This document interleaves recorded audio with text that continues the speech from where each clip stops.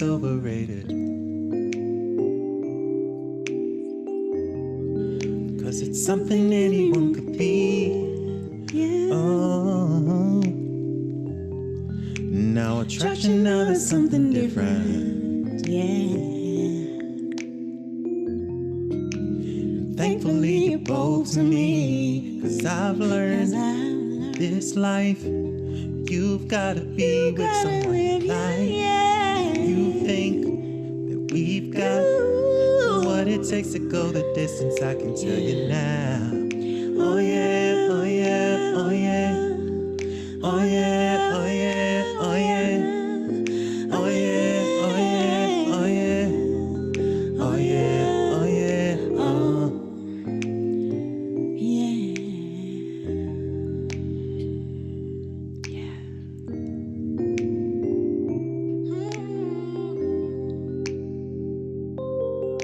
Let us scribble haikus in the dew until dawn. Let us twist our locked words leisurely till they're strong. Let's converse with the stars while we lay in the lawn. Let us sharpen each other's intellectual brawn. Let us bond.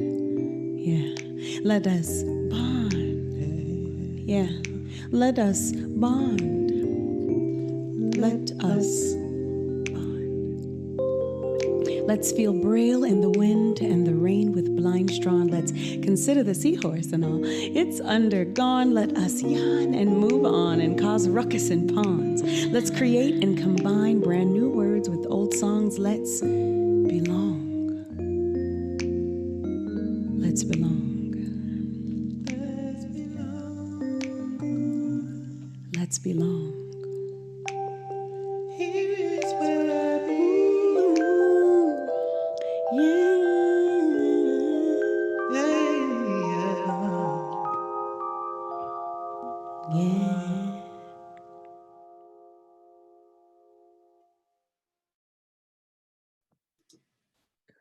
Woo! Welcome to Fancy Friday, where we are. That was amazing. That was amazing, Donnie. You and Brittany did that. Thank y'all so much. Thank you. Thanks for setting the tone for our February show of Fancy Friday, where we're calling it Love Matters. And we are here tonight. As y'all know, we started Fancy Friday in response to the pandemic to give people encouragement to get a little fancy in whatever their style is, to feel good and have something to look forward to promote mental health and mental wellness. And so we are excited for February's show today and the wonderful panel of guests that we have with us. But before we present them, I want to introduce y'all to our co-host, Mr. Charles Whitby. Greetings, everyone. Happy Black History Month. Happy Black Lives Matter. Happy 2021. So happy to see you. I don't think I've seen you in 2021. I don't think so either. It's been a long time. Good to see your face. Good to be We have Miss Trina Marie Shaw, who is the brand ambassador for Solutions of Change. Hey everyone, it's a pleasure to be here with you guys. I love February. It's a month of love, not always that you have to be with someone, but you just love yourself. I mean, I'm feeling real like loving and lovable, like that vibe that we got from those songs have me in a groove. And of course, that was done by none other than Mr. Donnie Lee, DL Music, who is our licensed music therapist who joins us for most of our Fancy Fridays because we're intentional about this mental health matters, right? And in the spirit of love mattering, we have two amazing couples here with us tonight. The first one that I'm going to introduce to you is our Attorney General, Aaron D. Ford. Hey, good evening, everybody. Thank you so much for having us on. And his beautiful wife, Mrs. Berna Rhodes Ford. Welcome. Thank you so much. We're so happy to have y'all here tonight. We really didn't got fancy now. We got the dignitaries. So. Hey, man, ain't nothing dignified over here. I'm just saying. You got to be So on we your done best stepped up a behavior little tonight. Right. And you know what's so awesome about February being, of course, we celebrate Valentine's, and this is our Valentine's special, but you two have just celebrated 25 years of marriage. That's Yes, right. yes, we're yeah. very excited about that. Exactly. Nothing like a silver anniversary. It's fantastic. Yeah. Oh, I love it. Love it. How did y'all celebrate? My wife did a fantastic job of laying out a fabulous dinner because we couldn't go out. We celebrated it on January 1st, and it was a fantastic dinner at the house. Pictures of all of our last 25 years together, gathered around the dining room. She just went all out on it, and it was the best anniversary dinner that we've ever had. But the week before, we had a 25-year anniversary photo shoot with Miss Trina Marie. That's right. That's right. Yeah. Trina Marie just has all the guys. talents. I am multi-talented for sure. Sometimes it's good and sometimes it's bad, but I'm appreciate it all. But that's when I loved you guys before. But let me tell you, during that photo shoot, like I really fell in love with you guys as a couple because I know you guys are both powerhouses, and I know how that can be a struggle. But you guys, 25 years, which is kind of like uncommon these days. I'm like, hello. Yeah, I think you're right. 25 years is uncommon. I remember early on in our marriage, you would always hear about how 50% of all marriages end in divorce. And that's accurate. I think it may have gone up since then, but we made it to 25 and I'm looking for 25 more. Yes, I'm so excited. I'm looking forward to you. I'm looking forward too for y'all to be couple goals. Those next set of pictures of Trina Marie, we may be in using walkers and stuff. Hey, that's okay. As long as y'all using the walkers together. That's right. Yeah. That's right. And you know what? We have you as a wonderful example of how to make it to 25 years, and you're going to tell us a little bit more about your love story. But we have a couple of amazing coaches with us to give us some tips and tools later on in the show on how to keep a marriage healthy so that you can make it to that 25 years. Welcome, LaDonna and Michael Harris of Married and Powerful. Hi. Hello. What's up, Reverend? Looking lovely. I'm just keeping hope alive. They go to Reverend. Yes, yes. How are you keeping we haven't made to 25 yet, but definitely plan on it. 25, that is Absolutely beautiful. Yes, Love awesome. that. Love Yeah. that. How many are you two at now? We are married for 5 years, Yeah. but actually we met 24 years ago. Yeah. Yes. Yeah. How long Yeah. you been together? 6 years. 6 years. Wow. Oh, Yeah. 1 year afterwards. So we gonna talk about that. Flies. 1 year afterwards. Y'all said I do. I love it. Yeah. Well, actually, Time if flies. it was Michael's way, it would have, because he actually proposed of the first week we started dating. Yes. Oh, Yeah. we gotta hear that story.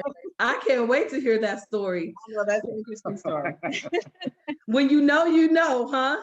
Yes, right. When Yes. you know, you know. You don't need to wait around. You're just wasting time after that. Hello. I can't wait for that. Well, listen, as y'all can tell, we have a wonderful show ready for you guys. We're gonna get this show started off with a little bit of game. Are the couples ready? Ready. Down for it? Ready. We think it's fun. We're really excited. It's the first time we've ever had two couples on the show. So this is going to be a little bit of fun. And I'm just going to ask a couple of questions. Me and Trina Marie are going to ask you guys 5 questions.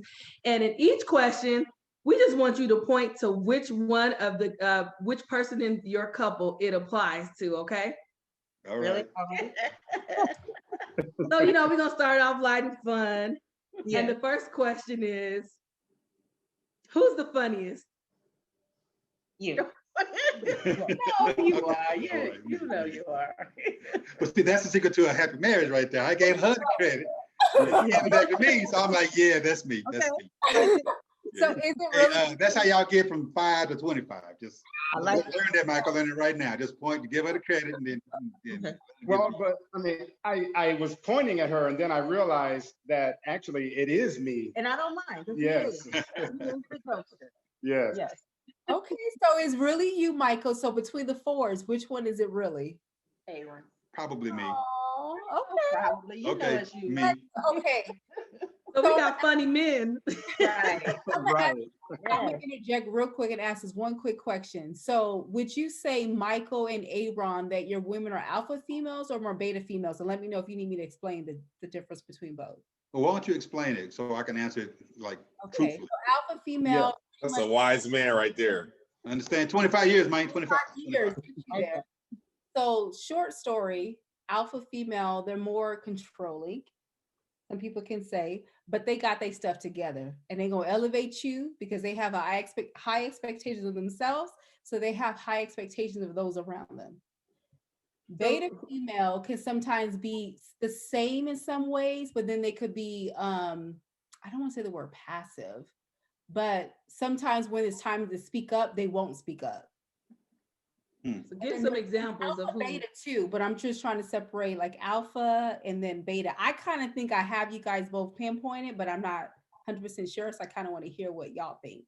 So I'm gonna add gamma to the mix because I think I think an alpha and a beta combination is what I'm next to, because it's kind of situational. It's kind of dependent. One of the things that my wife took from her father is if you don't talk about it if you don't know about it, right? And so at the end of the day, if it's an issue she doesn't know anything about, it could be a beta opportunity for being passive and or being led, so to speak. But if it's something that she knows was right, she knows what's going on, my position is this, yours is wrong, or whatever the case may be, then it can be an alpha.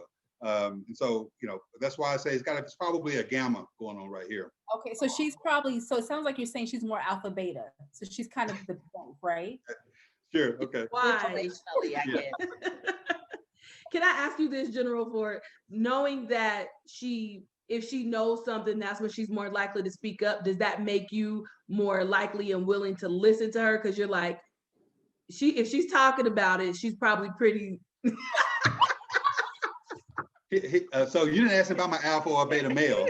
But I'll answer that for you. I'm an alpha male. But that said, I try to be a reasonable alpha male. And by the way, it's 25 years. Year 25 ain't the same as year 1. Let's be clear about that, right? We have evolved such that if she needs to be alpha and I need to like be a zeta, I could get up out the way. You understand? That's part of the survival tactic as well. Okay. I love it. What about you two, LaDonna and Michael? I would say I'm the alpha. I mean, I'm the alpha male. Absolutely. But I am. Well, I would say I can't say you're the alpha female. And what I mean by that is there are things that I don't know. And so when I don't know it and I refer to my wife, then she knows, she takes the lead. Hello. And I don't mind her taking the lead because of our level of trust. And she doesn't mind, and so I know my role and my wife knows her role. And so then we go together. I mean, I like that biblical perspective of side by side. Mm-hmm. And so that side by side is the understanding of trust and it's the understanding of being nurtured. And so my wife nurtures me to trust her decisions and to believe in what she is doing is correct. And I have no problem just saying, okay, baby. That's how we're going to make it to 25 years. That's right. I was just like, for the people out there listening, y'all see, not just hear, but see what it looks like to make it to 25 years and to have a happy and successful relationship, because y'all both you answered it well. Okay, we got a few more questions. We're just going to ask y'all them without any explanation because we got some more that we want to get to each of you individually with. But just to get a little bit more about y'all personality. Who dances the best? Definitely. That would be me. Y'all both got that right easily then. Oh, yeah.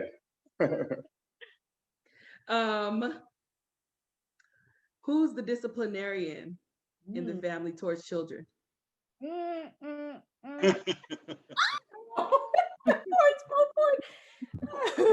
We're not going to get into it. Not true. Well, we got to get into it just a little bit. So just a little bit, the Fords. Well, I mean, it's I don't even know what he's talking about. He's the disciplinarian. He sent my baby boy in to me to get on 21 time. Really? Go in there so your mama can. I think but I had already done my duty. You hadn't done anything. Okay. You guys rotate? So look, I think I'm strict on my boys. I mean, we raised 3 sons and a nephew, and I guess that's my definition of disciplinarian, where I try to ensure that they are following, the right rules on how to interact with women, on how to interact with themselves, how to represent themselves. This name, us as Black folks. I mean, at the end of the day, those conversations I consider part of the discipline. And if they step out of line, I do get on them. I mean, for example, my youngest boy, I've never spanked him. Never had to. I've never had to spank my 15-year-old son. But the point is, I've never had to, right? Because the conversations that we have are serious enough from a discipline perspective to where that's all it takes. And so that's how I kind of consider myself a disciplinarian in that regard. I would say that I'm definitely the disciplinarian. I don't know. I try to meet the expectation of what it is required for our children to be strong, to be steadfast, to be chaste, to have an understanding, and to be able to be diverse in all those areas. And so I agree with the conversation and to be able to talk to them. But sometimes when it's a little stubborn and a little hard head going on, then you got to apply some pressure. And I will say, as a blended family, prior to us getting married, I was a single mom. So yes, as a single mom, I was very disciplinary towards my children. And that's something that Michael noticed. But then as we joined together as a union, I was able to step back a little bit. Because that mother's love as now a union becomes a little lax. Because, I mean, because I call her and I joke with her and I say, you're soft. I am now. You're soft. I can be.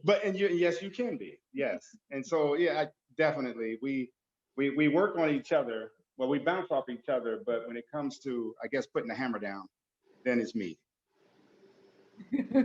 I want to ask you, LaDonna, was it difficult to shift into allowing him to be the disciplinarian of your children? Because I know for many single mothers, sometimes it's a challenge to make that shift when you get a strong alpha man.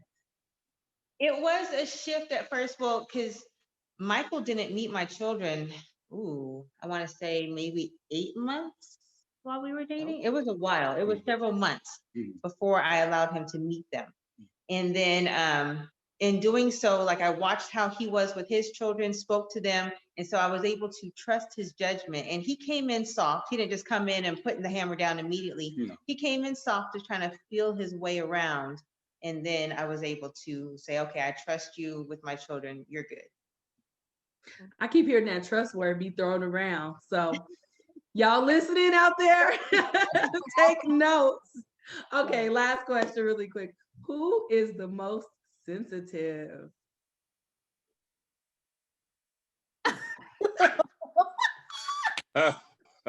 Absolutely. Donna and Michael are still trying to figure it out.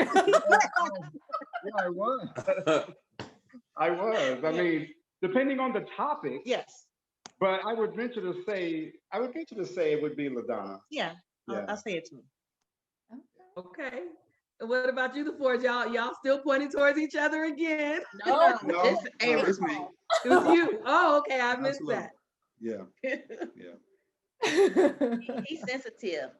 I just want to know, like, how does that show up for him? What does his sensitivity look like?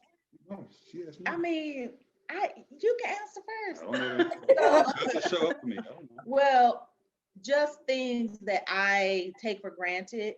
He wants attention and he needs certain things, and I'm like, I'm over it. I don't want to do that. but it's a love language thing, actually. Right. So So over time, I used to hate his love languages because I was like, you don't need this.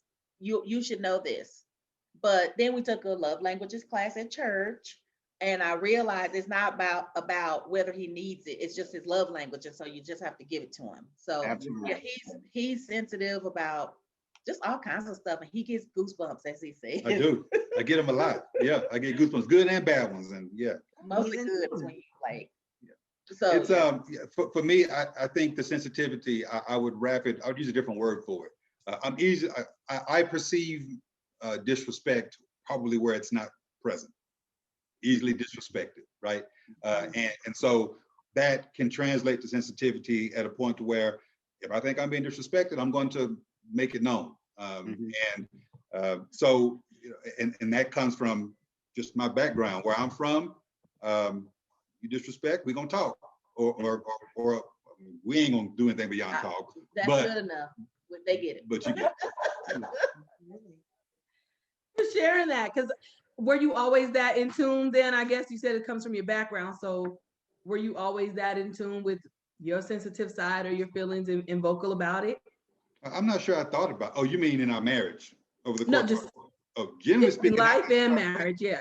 I'm not sure I thought about it before I was married, right? This takes some introspection. This takes some, some true self-reflection on where your fallacies may be, where your deficiencies may be, where your vulnerabilities may be. And I'm not certain that I thought about it growing up. I just knew that my environment mandated that if you feel disrespected, you better speak up and you better handle it, or else you're gonna get run over. So again, that could translate to a sensitivity at some level that can be problematic. So it took me a little time to figure out who I was in that arena so that I can be able to respond accordingly. Okay.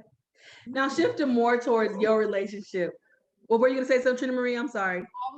Only thing I was gonna say was I had you burn a pinpointed as an alpha. It's all good. I want to. I think alpha females are amazing. I think we are all amazing, to be honest with you. But it's funny that you said that about the sensitivity, because alpha female, that's the one thing that we don't have a whole lot of is of emotions. And so when we're dating a man, we have high expectations of ourselves. So we have high expectations of those around, especially our man. The one thing that our man is going to do is they're going to elevate being with us. But I've also learned too, like, okay, calm down and adapt some of that beta qualities, which is there's a lot of similarities between alpha and beta, but beta women are a lot of times they won't say anything because they don't want the tension. So I've learned to, like, you know what, I'm not going to say anything, or I might make a little comment and then give you time to get on my page. Because like, I've learned patience. I've learned patience. Like, hey, I just give you time to get there because he's alpha male too. And alpha females, just so y'all know. So it's funny that y'all both with alpha men. Alpha women love alpha men. They love it because they're so ambitious. They're so like, they're be about their business. But y'all are good because y'all know how to come home and relax. And we're like, okay, on to the next.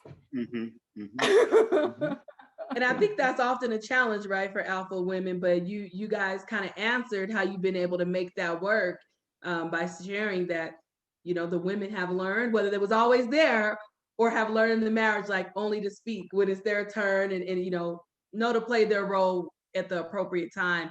And I think sometimes us younger alpha women have a hard time doing it. And maybe I'm just speaking for myself or what I've been told. Had a hard time with what you said. I think also too. I'm sorry. Ooh. Just kind of referring to what General Ford said about you only speak rather on what you know. That's more what I meant. Being wise. Being wise. Thank you for the correction. I was going to say that also too. It's that word, here it comes. It's a trust factor, because being in a relationship, you have to be able to communicate to feel comfortable enough to authenticate what it is you're feeling and what you want to say. If you're not comfortable in the relationship to be able to have that freedom of expression, then now there's some type of control or manipulation going. And so it has to be established in the understanding where you have that word reciprocation, and that the dialogue that you reciprocate It's for both of you for your relationship. It's not for one of you in the relationship. Mhm. Speaking truth. Thank you for that. So now I just want to shift a little bit and talk more about your relationship, General Ford, Mrs. Rhodes Ford. How did you know, General Ford, that Berna was the one? You know, it's an interesting story because the first night we met, I felt it, I knew it, and I had to put it to the test. And Berna laughs about this because it's true. I mean, I had these little tests here and there. So you know that I didn't know. No, she didn't. Trust me, had I known, we wouldn't be sitting here That's right what she now. says, but we already know that she went home and told her mama. Wait. Yeah, They okay, didn't all ask right, okay, nothing about okay, me. They all asked right. about you. Okay, so LaDonna and Michael talked about their relationship moving kind of quickly, and also LaDonna and Michael having a blended family. So I had a child when I met my wife. My son was only 1.5 years old at the time, and I was a single parent, and I wasn't afraid of it. I wasn't ashamed of it. It was what it was, and I was kind of like LaDonna at one level that if you ain't worth it, I'm not bringing you around my son. But with my wife, I mean, with Berna, I was like, she might be worth it. So I'm gonna test this right now. So I took her to the house eventually, like what, a day later, 2 days later, introduced her to my son who was sitting in who was laying in his crib, who stood up at the crib like, yeah, Daddy, you got the right one. You know, he responded real quickly to that. But the evening I met her, I pulled out my wallet just to test it, right? Because I didn't know. I mean, a lot of women don't want to deal with men who got babies and babies' mamas and this, that, and the other, right? So I pulled out my wallet. We had a whole bunch of pictures of my son in it and rolled them out to see how she was going to respond to that. And my visual response from her was, okay, she didn't run, so let's continue the conversation. So I invited her to dinner, and at dinner that next night, I was able to ask her a whole bunch of 20 questions, just point blank. Look, I ain't got time to play around. I got a son. I ain't bringing a whole bunch of women around him. I need to know what you think about this, what you think about that. How about on this issue? How about on that issue? And you know, it would have scared a lot of people off, which is about 99.9%, which is exactly the point. Run away from him. Which is exactly the point. If you ran away, you weren't supposed to be with me anyway. And so what age range? You haven't told the exact age, but what age range were you guys about then? Early 20s. Yeah, 22, 23, something like that. Okay. Yeah. So that's what it was. And so when I put her to the test, so to speak, and got these very sincere, caring answers around it, my son responded in the way he did. I mean, I knew at that point. I knew, and could have asked her to marry me within a week too, Michael. So then I just got to toss that back to you, Berna, because he's saying he knew very quickly. Was it the same for you? Well, I have to admit. So so we met on a Friday, went out on a Saturday, and so at that dinner we talked about hopes, dreams, all kinds of stuff. Like I said, 99% of women would have been like, I am out of here. This dude is too serious.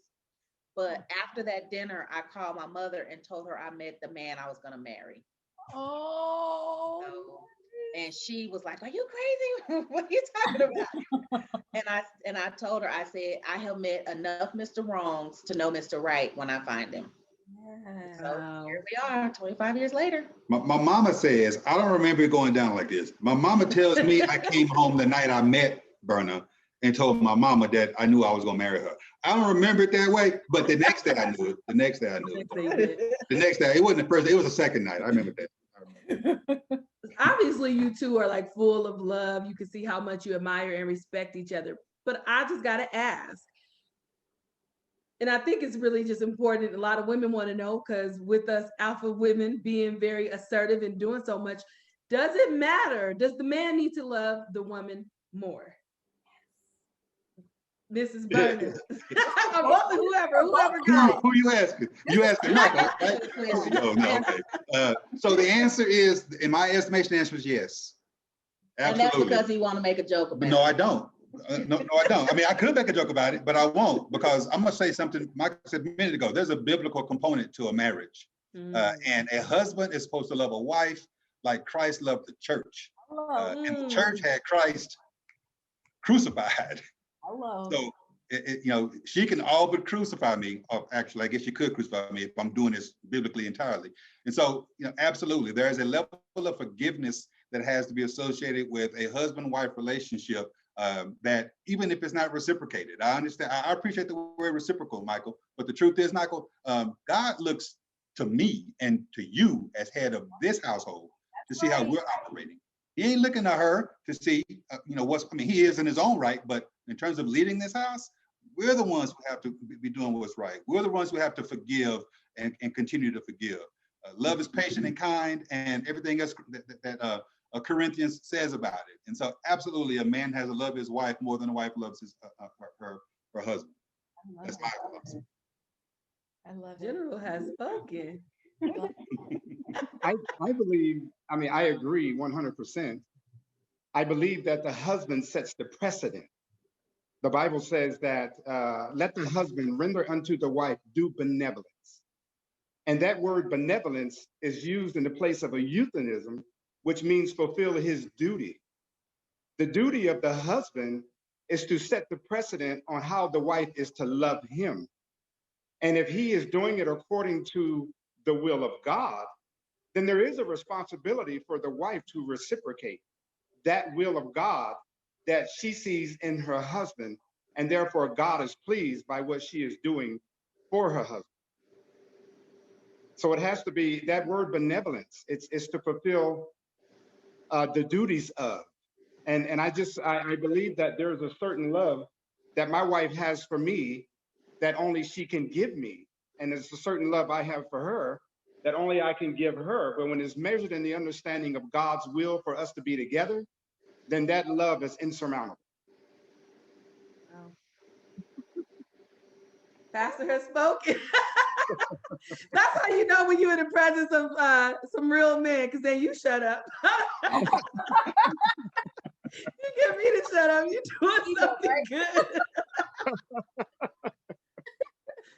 I want to ask you, thank y'all both for those very insightful responses. I mean, I'm learning so much and I'm getting full. And I'm thankful we never purposefully seek out people of faith, but God always sends people who are founded in faith for Fancy Friday. And that's really important because faith and hope is a major mitigator for people maintaining their mental health and wellness. So I just got a couple more questions before we have Donnie come back on and give us a quick break with a song. But for the Fords, was there ever a time that maybe you guys were on the brink of divorce, or share what was one of your biggest challenges in your marriage and how did you guys overcome it? Well, we had many. Yeah, absolutely. You do not get to 25 without some problems along the way. So I actually was ready to go about a month in, but that was me being young and I'm like, this man is not working out for me.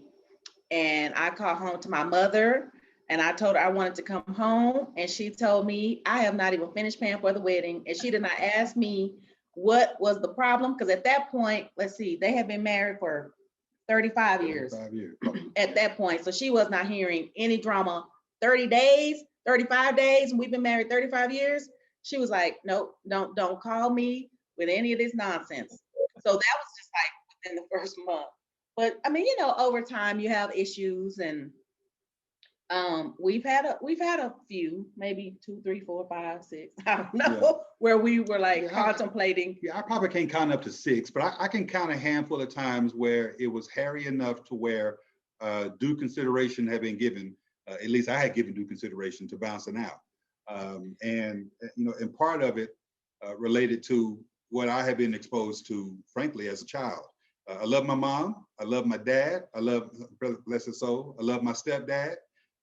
But my experience of longevity was truncated at year 10. And I looked at my parents as an example of probably what would happen, not what could happen. My parents divorced when I was 10 years old. And so I viewed an argument as ultimately leading to the possibility of divorce, irrespective of how serious the argument was, right? And so I didn't give, frankly, probably the first 10 years of our marriage, true, devotion from the longevity standpoint, because I was like, yeah, we cool right now, but my mom and them divorced at 10 years, so it could be over tomorrow as far as I know, right? And so I always try to like guard myself, guard my heart. And as a reminder, I came in as a single parent, and I just wanted to be certain that things are going to be straight, right? And so I had a guarded heart in that regard, which was unfair to my wife. And what I had to remember was the 35 days in, she wanted to leave, but her parents had been married for 35 years. They've now been married over 50 some odd years, 60 years. And so the comparison was this: 10 years was when my parents divorced. Her parents were never going to divorce, ever. So Berna's perception of what an argument could lead to was not divorce. You're going in the room with being mad. Exactly. I mean, might not talk for a few minutes, an hour, or whatever, but it ain't gonna lead to divorce. Right. But mine was just the opposite. So there were a couple of occasions that arose that, yeah, I did give due consideration to it. And the one example I give you the mic back is, early on in our marriage, we were broke, and my wife was working on Capitol Hill. Great job. As a young person working on Capitol Hill, but she was a student, working on Capitol Hill. We had a kid, and we were broke. And I was like, I got to find a way to take care of my family. And there was one job in particular that I thought would have presented an opportunity for me to take care of my wife and my son, get us health care, and have no worries. And my wife was like, I don't want you to take that job. And that was a real argument. And if you take the job. And if you take it, I'm gonna leave. That's right. And that was a very real argument, because I was like, how can any woman not respect or expect her man to do whatever he's got to do to take care of her and her son? I just could not fathom how she would object to me subjecting myself to the sacrifice. Because, by the way, it was a sacrifice I was going to have to make in order to do this job that I was going to take. And it was a very respectable job to be. Absolutely was. And it would provide all kinds of opportunities, but she wasn't hearing it. And so we, around that same time, had the opportunity to travel to Ohio State, where I was interviewing for my PhD program.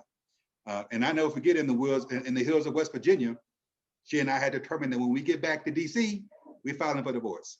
But God had a different plan, because I got to Ohio State, and that next day, during the interview for my PhD program, on the spot, they gave me admissions and a fellowship. So that let me know clearly there's a different plan that God has in store for me right now, and it ain't that job that was going to lead us to a divorce. And that was a handful of 2-3 years into our relationship at that point, to our marriage at that point. So, it was that kind of conversation, that kind of experience that continued to build strength in me to know that this could be something 25 years down the road that I can look back on and be so happy for. Oh, I love That's it. a very powerful story.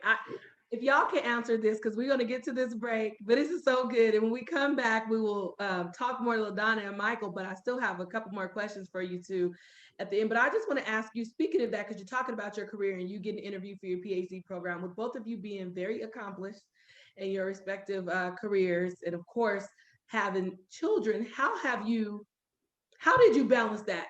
Like, we often hear, like, Michelle was Barack's boss, and kind of supported him through his career. What did that look like for you two, as far as that ebbing and flowing and taking turns and being able to sustain, like, your marriage and your family? Well, the good thing is, Aaron, so I don't know if he started out this way, but yeah, he was a single parent. So he was used to taking care of his children, or his child and then his children. And so we didn't really have to have fights about who's picking up the kids and who's going to make dinner or who's going to do this and that. It was always really a joint effort.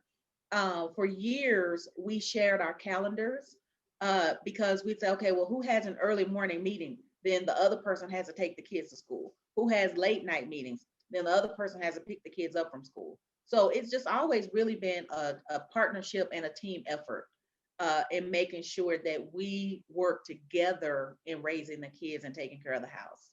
And one of the words that Michael used earlier, I'm going to steal for a second, is the trust factor as well, right? I've never thought Berna was competing with me. And she never thought I'm competing with her. This ain't a competition. This is a collaboration. This is a coordination. And anything that my wife has ever wanted to do professionally, personally, or otherwise, I've endeavored to try to help her accomplish that. Period. Point blank. No questions asked.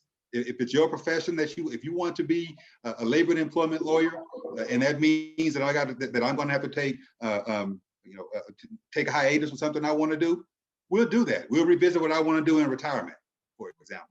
And that was a real conversation. Believe it. And comparably with my wife, she's supported me, been my spine when I lost my backbone in the midst of, for example, running for this office. The pearl is an alpha female, and that's why alpha female, they'll love alpha men, is because alpha men, they are not insecure.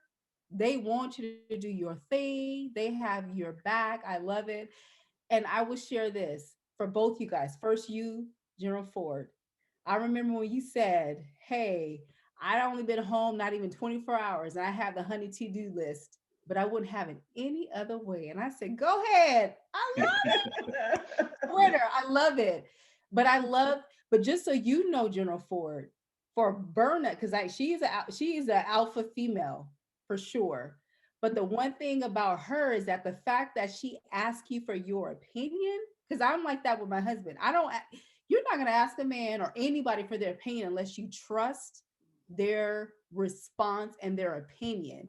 And you go with whatever they say, even though you might not agree. You're like, okay, so not only just trust, but respect. And I feel like before alpha females get to that trust, we got to first respect you. Because if we respect you, oh, you good.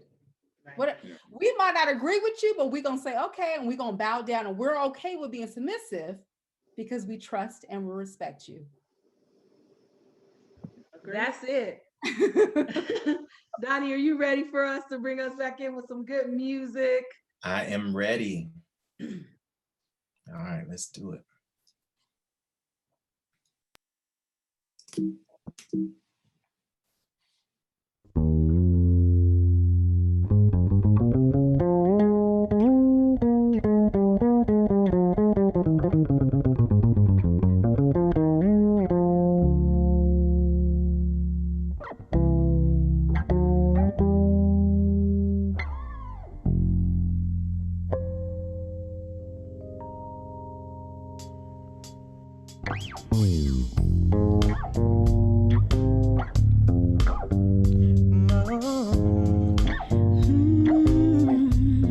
Like craters on the moon, your love has made its mark. When you crashed into my heart, you hit me like a shooting star. I'm crazy over you. Can't you see it in the sparks? Shines brightly in the dark. Yeah, the universe knows who we are. I can't get away from you. Can't keep me away from you. We belong together like craters on the moon. Like craters on the moon.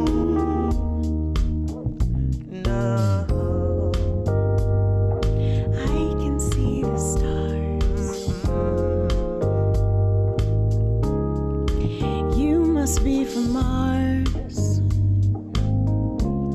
somewhere beyond the sky. When I'm with you, I can fly high. Just one look into your eyes, I can see the stars. I can see the stars blazing like a fire. Beautiful, inspired eyes, me to be right where you are. I can't get away from you. Can't keep me away from you. together like craters on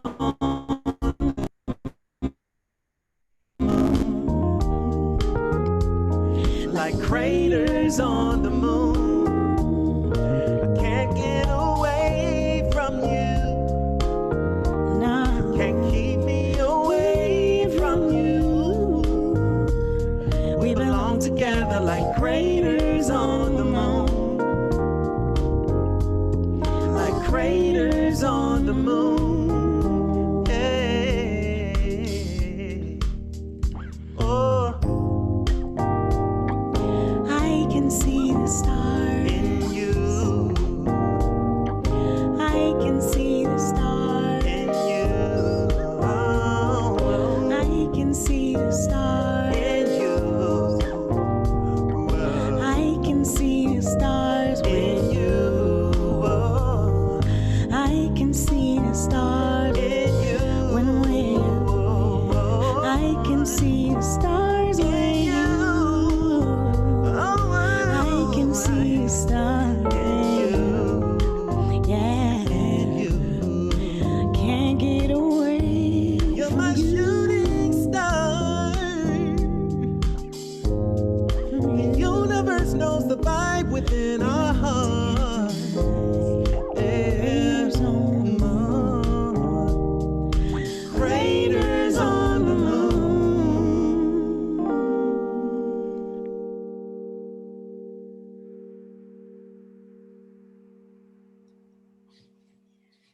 I love that song.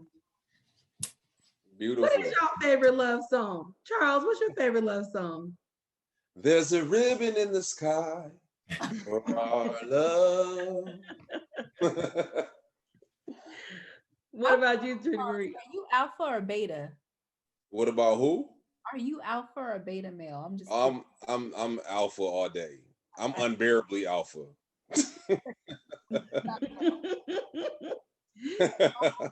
You know what? I don't know if I have a favorite song, but I have a favorite movies, and there's two of them. The Notebook, I love that. because they were both probably they both fought, but they made it work until the end. They even died together. Who is Sorry. this? What book is that? I mean, Sorry.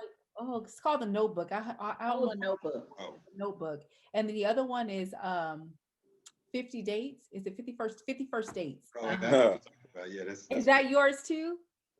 Do you no, like? but I like it though. Be like, nah, ain't that soft.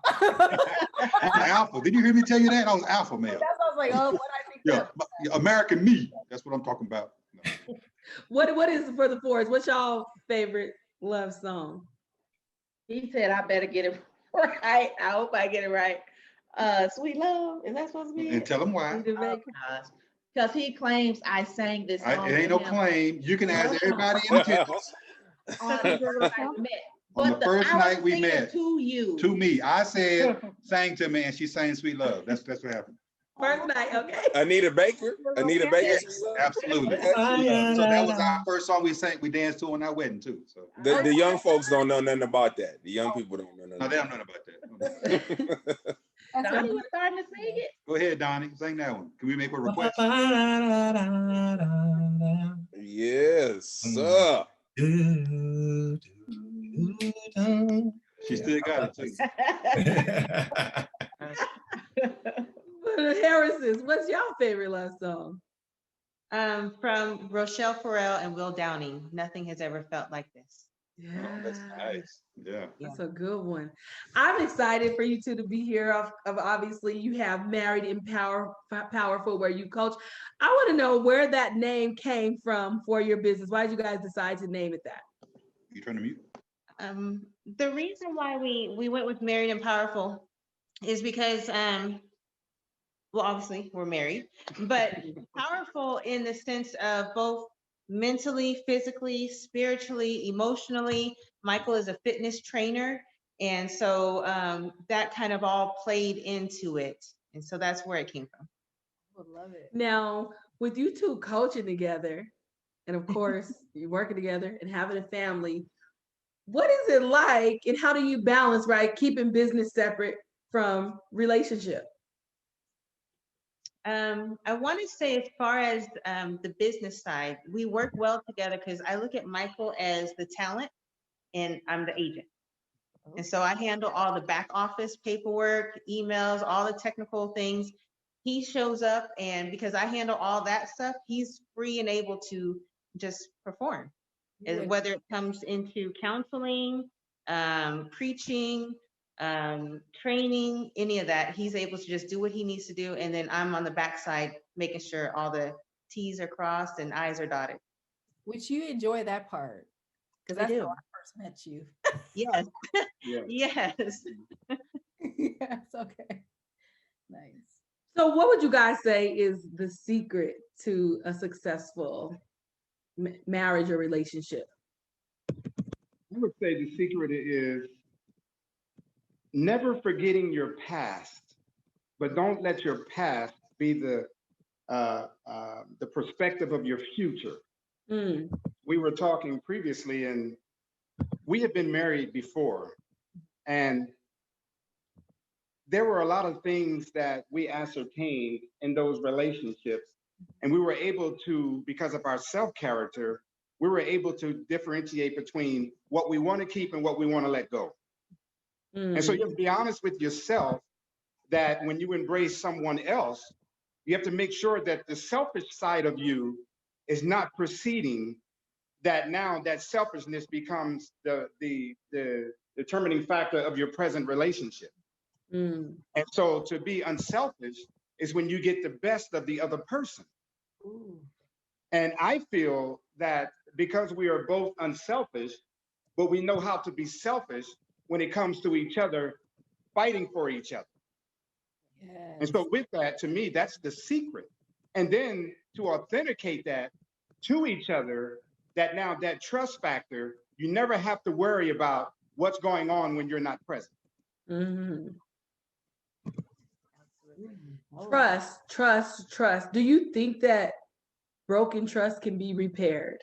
Ooh, that's a good one. It all depends on the severity of what was the reason for that to first come into existence. Mm. It all depends because, you know, you have your pet peeves and you have those things that you will not do. You're stern on it. And then there are those things that are not so demeaning or important. And so it all depends. We have the thing that we established from the beginning was to not lie to each other. I mean, to be upfront. I mean, to share everything and to have that open door policy where nothing is off limits. Nothing is off limits. Our secrets are not off limits. I mean, everything is on the table for us to describe how it is or what we want from each other. Mm-hmm. And so to me, that plays the important factor in the whole thing is being able to trust each other enough that you don't have to worry about what's going on when you're not present. And it wasn't something that just happened overnight. This took time to develop. And I mean, you don't just walk in and just automatically trust. You know, you throw out little feelers and little testers. And then once, you know, each other has passed those little tests, then, you know, like, oh, okay, well, I can trust him with my thoughts and different things. And so it grows. It grows with time. And also too, it's knowing what you want. Yeah. When we came together, I said, yes, let's get married. In the first week or the first date. The first week. Yes. Because I knew what I wanted. And this is no disrespect to my exes. I knew what I had. And so, and knowing now, you can really differentiate between what it is you want and what it is you won't settle for. So seeing that, I mean, if I was Stevie Wonder and I met LaDonna, to me, she was the one. And I'm saying in the sense of not being able to see her. But I knew she was the one from her demeanor of speech, from her application of being able to speak profoundly on certain topics. It's just a plethora of things. But the most important thing is that I knew what I wanted. You had a checklist. I sure did. Like you, Mr. Ford, I had a checklist. I had a list of 10. Yeah. It was the first was having God to be the reason of her existence. The next was being baptized, being filled with the Holy Ghost. And the next was being good at sex. That was number 3, Let's being not good at leave sex. that last part out. Sorry, I'm gonna be the one to say it. Well, Sorry. so I was gonna ask if I could add something to the conversation, but bro, why you gotta leave it with? I mean, come on, how am I supposed to say something profound after that? But listen, I think ditto what he said about trust and whatnot. Look, I think in 25 years of marriage, we violated one another's trust. Let's be clear, and it probably will happen in the next 25 years. I don't mean to minimize the word I've used in talking to children about the importance of being resilient and bouncing back, but that's exactly what it takes for a marriage to last, in my mind. Being resilient, bouncing back, recognizing that we have faults as much as we try hard, as much as we love each other, we will absolutely make mistakes, absolutely do things that are annoying, that cross the line, that violate rules. Sometimes it's on purpose, frankly, in the midst of trying to hurt one another, in the midst of whatever is going on, right? I mean, that's just very real. And we gotta be clear about that. But in my mind, and I'm gonna go back to something I referenced a little while ago about the secret, like talk about the secret, right? There is a secret, and it goes back to what my role is as a husband in a marriage.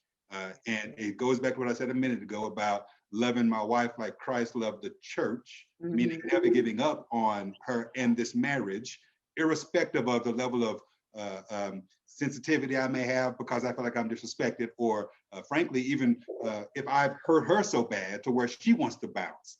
I'm going to put in the work to try to keep her here. Period, point blank, because again, it's my responsibility. And I just want to go back to 1 Corinthians 13, verses 4-8, which tells you, again, you're supposed to love your wife like Christ loves the church. What does love mean? Well, it defines it for you right here. Love is patient, it's kind, it doesn't envy, it doesn't boast, it's not proud, ain't too proud to beg, it does not dishonor others, it is not self-seeking, it is not easily angered, it keeps no record of wrongs, meaning I'm supposed to forgive you. Love does not delight in evil, but rejoices in the truth.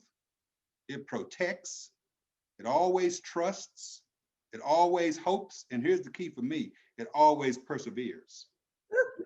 And see, the sad part, and all that you said is perfect. The sad part on the reality side, as far as humans, is that they don't see that, they see it as fictitious words. They don't see it as heartfelt, meaningful words. And therefore, in order to love, you have to accompany sacrifice. And some people's sacrifices aren't meaningful enough to make it make sense to be with someone. It's only meaningful enough that it makes sense that I'm getting what I want out of this. And if you don't get yours, then I'm gone. Let me ask you this then. Pardon me? How important then is a relationship with God or faith in being able to sustain a healthy relationship? And I like to add to that question because Attorney General is out here quoting script. And so when we're involved in the scripture, it inspires me to ask the question in terms of marriage. What is the role? So the concept of Christ loving the church is bent on the concept of love has different meanings in the Greek, right? We have one word for love in the English, but one of the words is agape, which means I love you no matter what, which is equivalent to unconditional love. So can you guys talk about faith in Denisha's question, right? And the role of unconditional love in a marriage? Well, I would first the unconditional love is it's a sacrifice love. And no one earthly can sacrifice for another person the way that Christ did. And the reason why I say that is because Christ is the totality of love. To sacrifice for another person is an individual perspective toward that person. And so For God so loved the world that he gave his only begotten son, that whosoever should believe on him should not perish, but have everlasting life. That love is action. That love is a precept to what is to become. And Christ has let us to be able to see what is, what's going to become, and what's hereafter. Well, we can't do that in everyday life. The only way that we can have an understanding to even come close to that is to emulate the love that Christ has for the church. And that love for the church, he says he's coming back for a church without spot or wrinkle. We have to understand that we are spotless. I mean, not spotless, we have spots. And those spots are our sinful nature. And so therefore, to love, I wrote a book, it's called The Four Powers in Marriage. It's you, money, sex, and manipulation. Somebody said to me, isn't love a power? It is not a power. It is something you give unconditionally to another person without expectations to have your needs or desires met. But we being earthly, we have expectations. And when they are not met, that's why we do have arguments. That's why there are divorces and things of like. Mm-hmm. And so it's I guess to put it in a nutshell is the Christ-like love is to a point where we aspire to attain. But you have to let go of the flesh to even think that you can love somebody the way that Christ said so. Yeah, listen, I agree with that 100%. It's an aspirational approach to how you're supposed to have a relationship with your wife. And see, yeah. Listen, I'm not a pastor. I'm not a preacher. I don't pretend to be one. I am speaking to you from what has girded me over 25 years. And most recently over the last, since our last, big, issue, right? Mm-hmm. And talking to my pastor and learning from him certain scriptures that can help me get to my next level. Mm-hmm. And all I need to know is what I've said to you already, CW, and that is I'm supposed to love my wife like Christ loved the church, and the definition of love is found in Corinthians 13:4-8. And as much as I'm in my flesh when it comes to being self-seeking or being boastful or keeping records of wrongs, I aspire not to do that, especially with my wife. And that's how I know that this last part about always persevering is going to happen in this marriage, because I'm not going to have it any other way. I'm going to do what I'm supposed to do as head of this house under the terms of the Bible as it gives me instruction. But I will say that Michael and Aaron are talking like big talk, but it is not easy. It is very hard to do. Oh, no. And so a lot of people, yes, they're when things are going great, they're all in. But when things start to go bad, it's tough. And it takes, I've probably been the one walking out the door more than he's been walking out the door, but he always pulls us back together. But it's not easy. And I don't want people to watch this and say, oh, it was so easy for them, but it's hard for me. So I'm going to be out because I can't do this. I don't know how to do it. It's not as easy as they're making it sound. No, let's be clear. I'm not making it sound either. I have acknowledged that we have gone through situations that could have led to a separation. That ain't easy. And at the end of the day, you have to work hard, absolutely, and you have to overcome yourself, like Pastor Harris said. Recognize that you living in the flesh, and this definition of love is diametrically opposed to how you want to exist. And see, but we have to. Can I just say one thing? Please. We have to set the precedent that it is easy because of Christ. It is easy. All things. What do you say? Seek ye first the kingdom of God and all his righteousness, and all these things will be added unto you. He didn't say all the bad things. He's talking about your servitude toward your relationship or in your relationship with God. And you know what? Earthly is as hard. Earthly it is. But having that relationship with God, it makes it easier while being earthly to aspire to attain what God gave man and woman together to be and for. Well, you know what? I think that, and that's why platforms like this is so important, because oftentimes we see people dealing with mental illness and or other issues because they're going off scripture, but they don't have the practical tools. Whether it's easy or whether it's hard, right? It's how do I walk this? How do I apply what this says? And so we know that love is all these things and those are the actions, but how do I make this show up in my life when it is hard, when it is difficult? What are the balancing factors? And so I want to begin to wrap this show up with some tips for the listeners, right? How do we keep our marriages healthy? How do we make sure we're persevering in some of those times? And being a crisis response worker, I'm always talking about the things that you got to do daily, because those become your default when crisis and stress arise.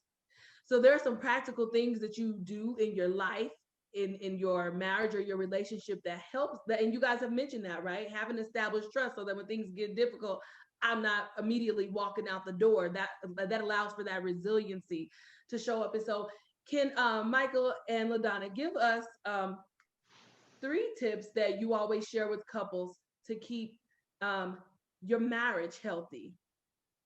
I would say first and foremost is communication. And we hear that all the time, it's always good to communicate, but I mean like real, truthful, like down home communication. One of the reasons why we don't have a lot of arguments is because we talked about these things ahead of time. What are your pet peeves?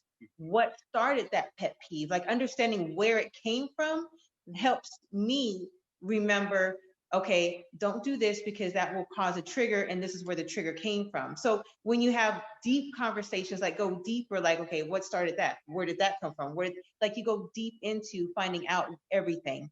And so that communication is really, really important. Not just surface, but that deep, solid communication is definitely, I would say, first and foremost, the first thing on that list of 3. I would say the other thought is lean not into thine own understanding. Don't use your understanding to now manipulate or coerce someone into a position where they're uncomfortable or where they're not sure they want to be, whether it be spiritually, physically, mentally, emotionally. And so look out for each other in that perspective. And the other one, of course, is that word again we always hang on, is trust. You have to trust each other. And in order to trust each other, you have to know each other. And if you're not talking to each other, then you don't have trust because you don't know each other and you don't know what the expectations are in that relationship to have some kind of reciprocation to now be able to authenticate why we should be together. Mm-hmm. I would like to say a 4th one would be don't judge. Yes. Okay. Oh, that's good. Speaking of judgment, that's always a sensitive issue when people are dealing with mental health issues. And I don't want to say mental illness, because mental illness means that there's necessarily something severe. Sometimes there is, but sometimes we just have episodes or symptoms or phases due to something that occurs. If a person finds himself with a partner who either has an onset of a mental health issue or may have been predisposed, already had it, rather is already there and they didn't know, but now they find themselves dealing with someone who may have mental health issues, what advice would you give that person to support their partner? I would say to pay attention and to address it as it appears, and to address it, not self-analyze, but to address it to get the necessary help from the entities that would be able to render such help. That's the most important thing. I mean, we can self-diagnose ourselves or other people, but if we don't know anything about that, then now we're just going off the backbone of what we think. Mm-hmm. But when it's recognized, you got to do your research to know what it is, and then now move in the perspective of getting that person the proper help. Yeah. Yeah. Now this conversation is so good. Oh, go ahead. Good. And this is just off the first principle that LaDonna shared, communication. The Bible says that we're living epistles. Yeah. And so we're always growing, right? And growing after God. And I recognize that sometimes we don't grow alike. Our chapters may look different. Is there anything specific in your communication? And this is for both couples. Is there anything specific in your communication that you do to support each other when your chapters aren't aligned? Well, for LaDonna and I, and I'm not saying this to bloviate by no means, But I would say it's just listening. And as Mr. Ford said earlier, it's alluded to, it's listening, it's paying attention, and it's not being dominant over the other, over the one, but being comfortable with your inadequacies as well as your strengths, and using those as a form of shelter in each other to go forward in the common goal of understanding. So one thing I would say in terms of communication when you're not aligned is, there's going to be some times when I'm not feeling like I'm running on all cylinders.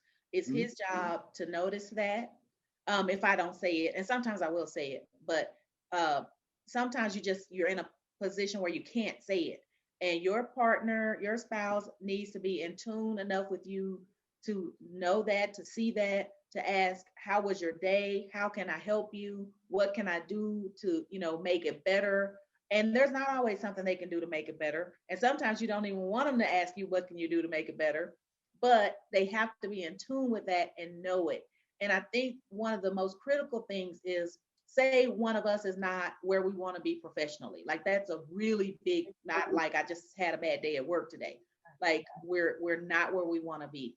This is where it comes down to, we're not working against each other, we're working with each other, and we really have to find ways to support each other. One of the things that we said when we first met back in college is, we will never stop each other from achieving their dreams. And so we've always done what we could to support that person. And that has meant moving around the country, taking jobs sometimes that we don't necessarily want because the other person got the dream, job of a lifetime. So it's just really making sure you're talking, communicating, and knowing what is going to make the other happy so that the whole team can be happy. And then one thing to append to that, don't miscue or don't have your person think they're miscuing by you denying the fact that in fact they hit on something, right? If there's a problem and I've been able to pick up on something going on, don't say nothing. When I say what's wrong, don't say nothing. Right. But because at that point, then maybe my observation techniques are off. And so next time I think something's wrong, I'm not going to ask because I thought something was wrong when she acted like this last time and she said nothing was wrong. So, and then you don't ask and then she gets upset because you didn't ask, right? Right. So and we learned this in church in Ohio, moving around the country again, in this instance for me, for school. That was 20 years ago. So don't have me miscue. If I'm right, let me know. And if you say you don't want to talk about it, there's something different. But at least acknowledge that in fact you picked up on something, Aaron, and then that's part of the communication going both ways. And that's beautiful advice. I think communication is important, like in any situation. I would say, especially in relationship. I do have a question though, in the line of kind of where we're going. Have either of you as couples been through like marriage therapy or marriage counseling? And if so, or if not, what are your views about it? So the answer is yes. I got to get this chicken out the oven though. So hold on one second. I'm gonna let Brenda keep talking. Well, then let them answer. Yeah, first. your answer, but I just want to tell you the answer is yes. I don't want you to think I was running off because you asked that question. As a couple, Michael and I have not been in counseling ourselves. We haven't actually had the need to, but he is a relationship counselor, and so I'll let you talk about that. We haven't. No, we haven't. And it's there again. I mean, not to be redundant, but it's the level of communication and the authenticity of which you would communicate by or for. And so a lot of couples that I've counseled with, they come because they have unresolved issues. Or they come because somebody's not listening. They come because somebody is doing what the mother said, in-laws become outlaw kind of perspective. They're doing things outside of the house to try to bring peace inside the house. So you have other people in your relationship, in your home, in your bed, in your head, and you're not listening to your husband or wife. And so I look at all of that and I address it as it appears. And it's just interesting, the little pet peeves that come up in relationship counseling, and everybody's going through the same thing. And the conclusion is one conclusion. The conclusion is stop doing it yourself, trying to control and manipulate someone else in the relationship. Mhm. Allow each other to be who they are, and you try to grasp the concept to be able to get along with who they are, and they get along with who you are. When I first came to Las Vegas, there was a couple that I met, and they were in their 70s at the time. And they had been married for like 50 something years or something to that degree. And I asked them, I said, what is your secret?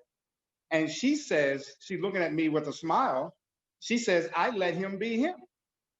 And then he looked at me and he said, I let her be her. And we meet in the middle of each other. Mm. That's beautiful. That's beautiful. Thank you for that. You're welcome. For So is that summary to say that you believe in marriage therapy? yeah, he does it.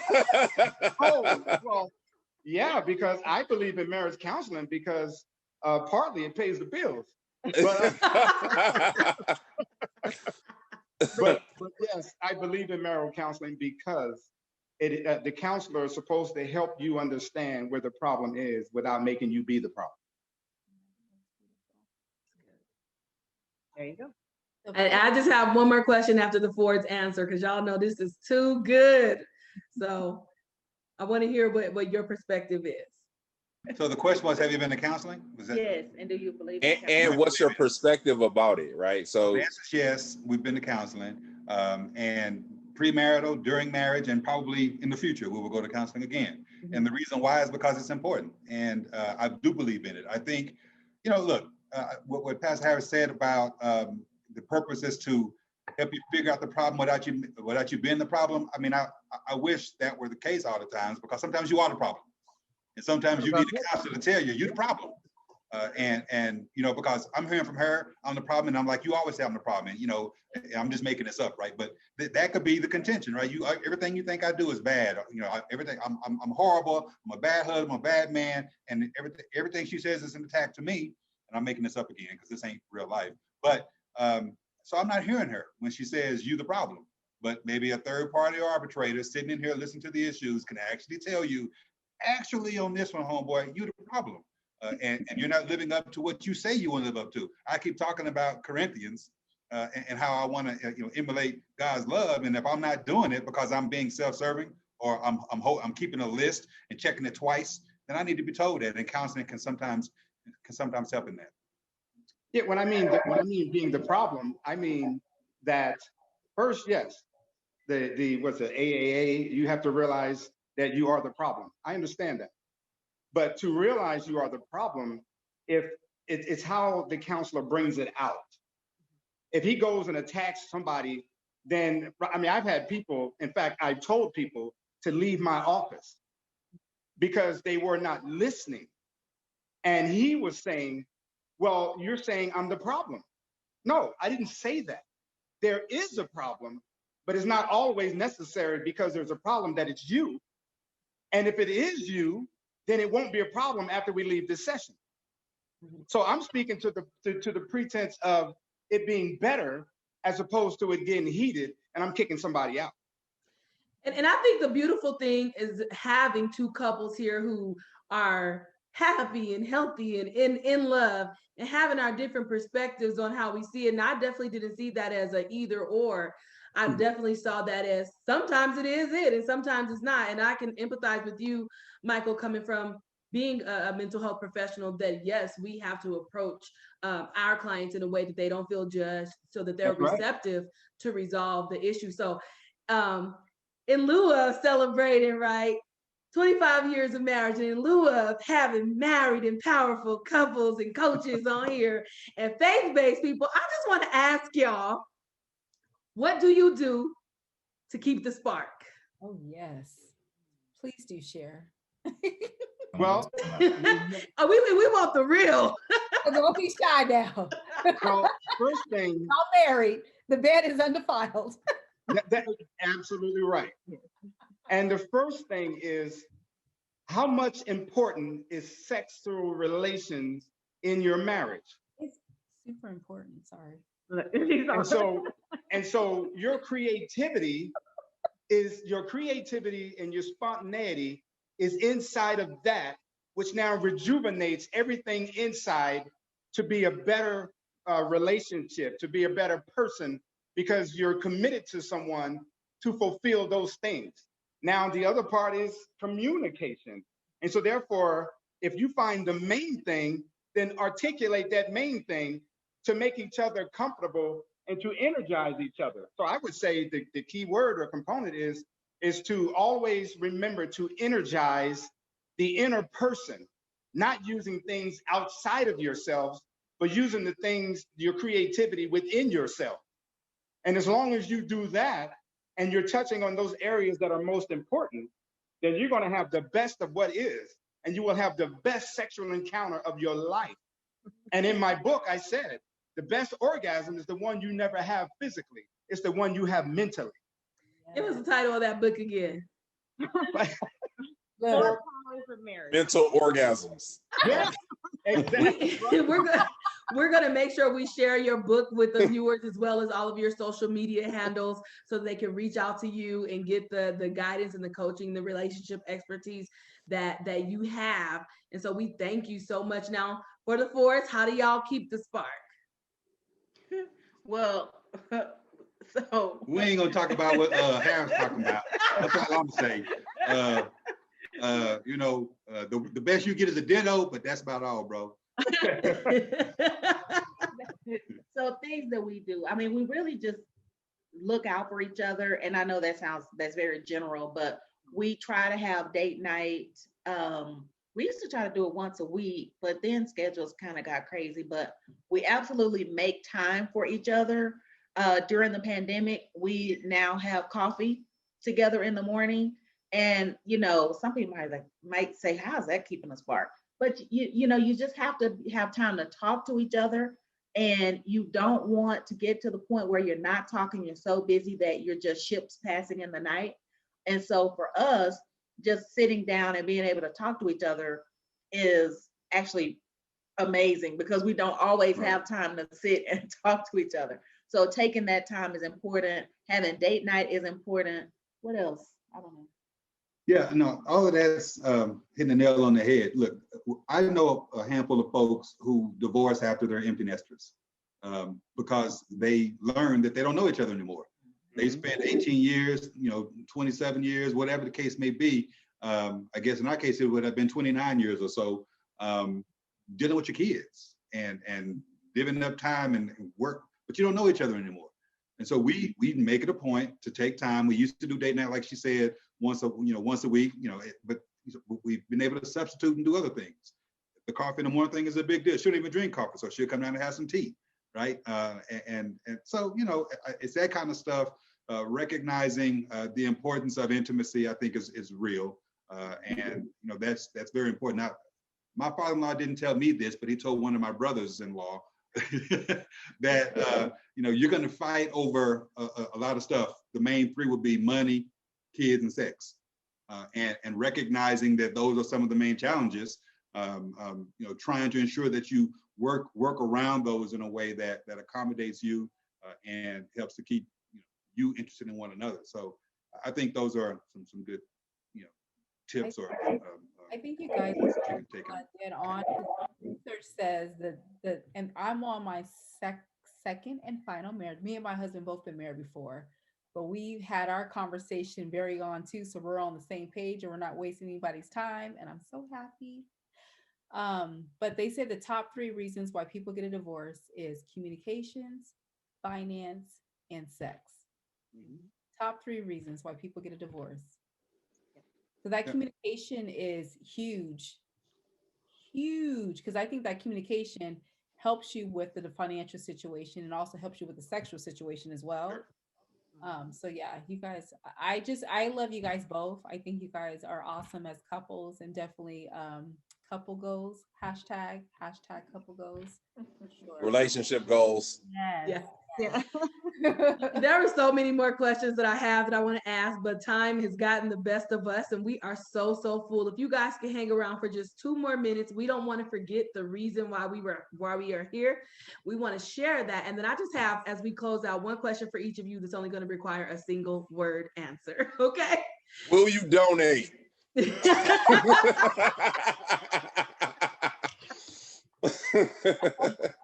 Yes. I'm Yeah. sorry. That's Go not her ahead. question. Look, this is you. Thank This you. is for you, Mr. Whitney. Oh, okay. That's my question. I got a yes from the preacher. Yeah. Yes. Will you? All right. This is my job. My role in co-hosting is that my job is fundraising.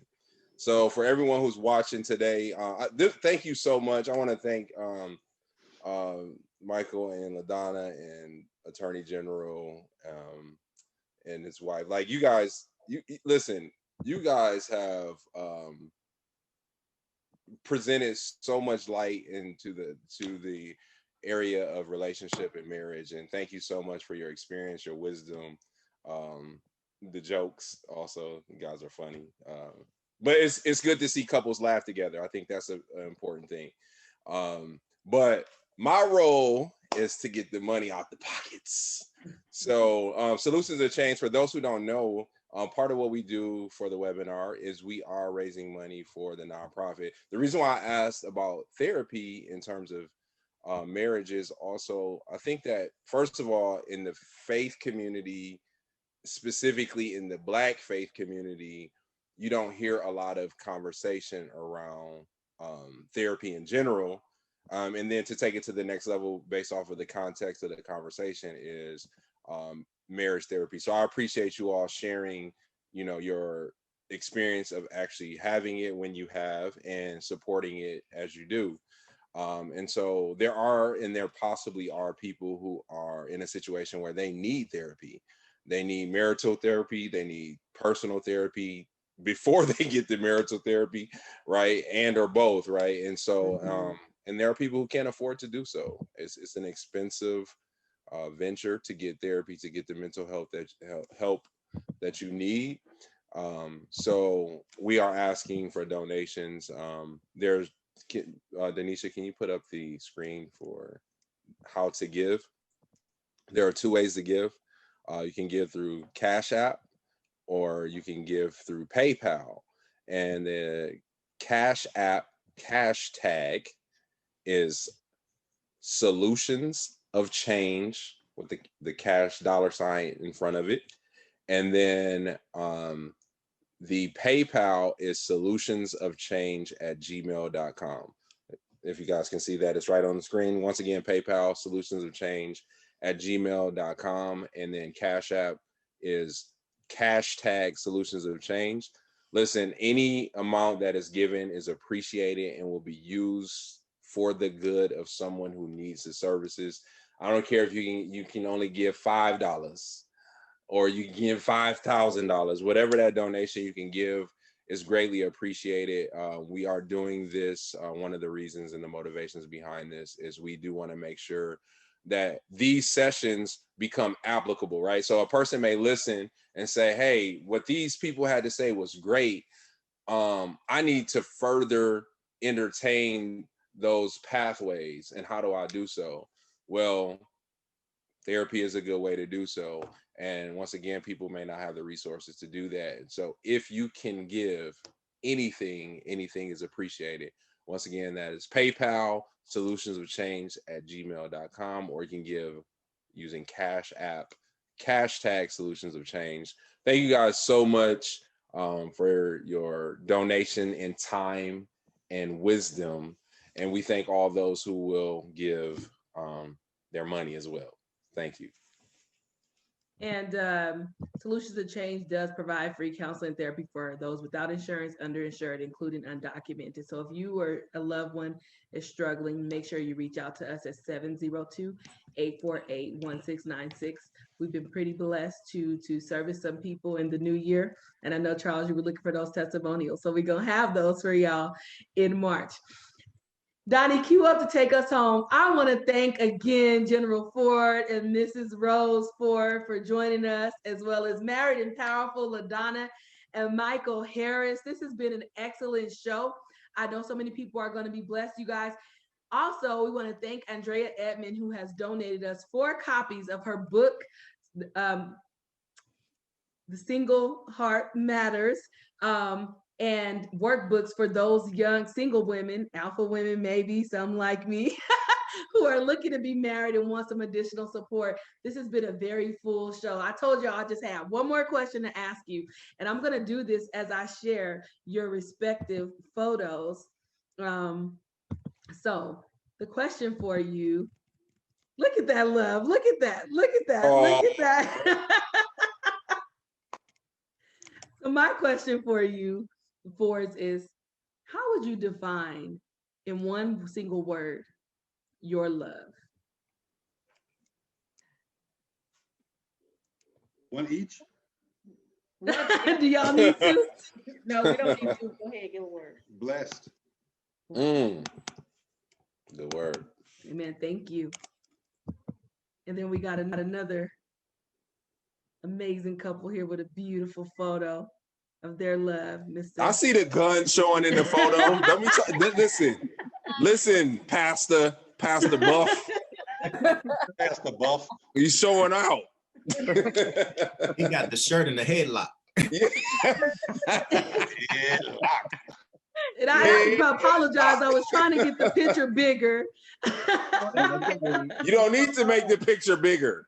No. Biceps will poke our eyes out if you make the picture bigger.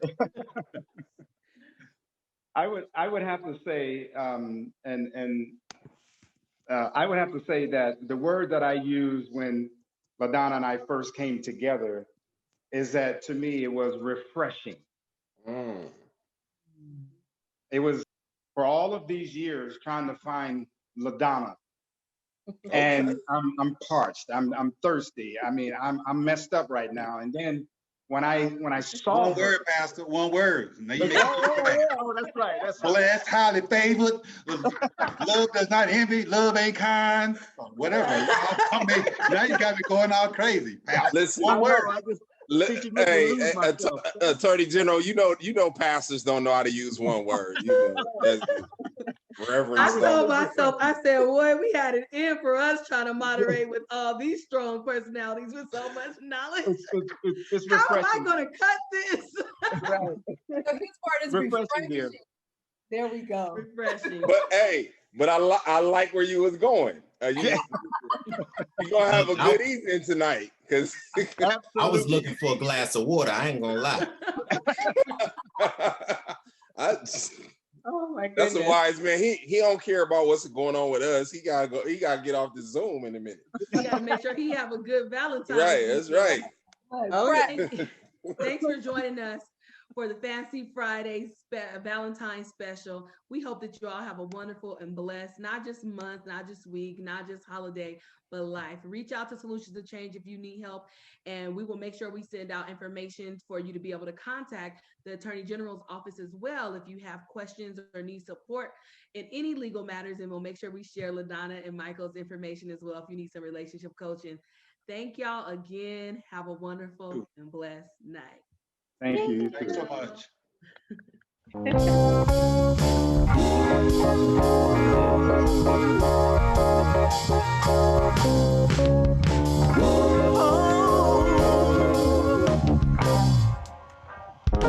I wanna love you,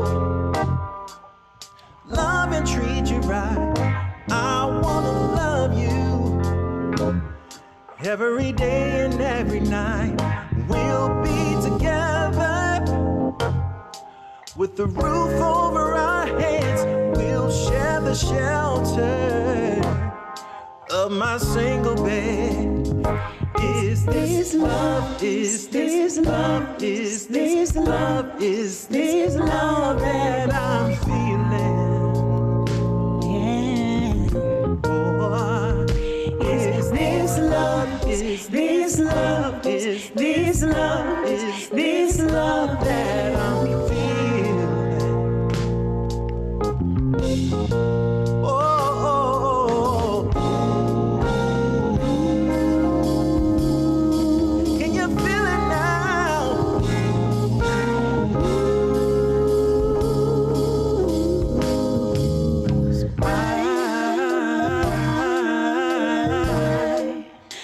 willing and able.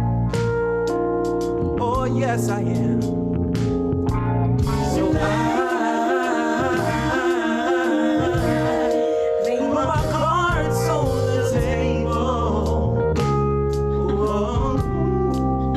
Oh, I wanna love you, love and treat you right. I wanna love you every day and every night. We'll be together with a roof over our head. We'll share shelter of my single bed. Is this love? Is this love? Is this love? Is this love that I'm feeling? Is this love? Is this love? Is this love? Is this love that I'm feeling? I'm feeling.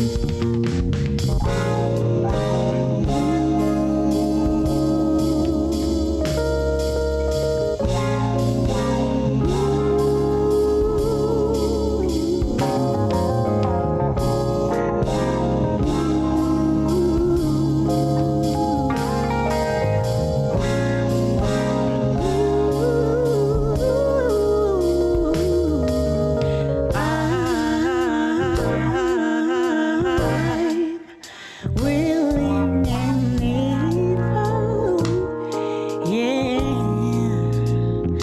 Oh, and I lay my cards on your table. Oh, is this love? Is this love? Is this love? Is this love that I'm feeling? Is this love? Is this love? Is this love? Is this love that I'm feeling? oh, I gotta know. Is this love?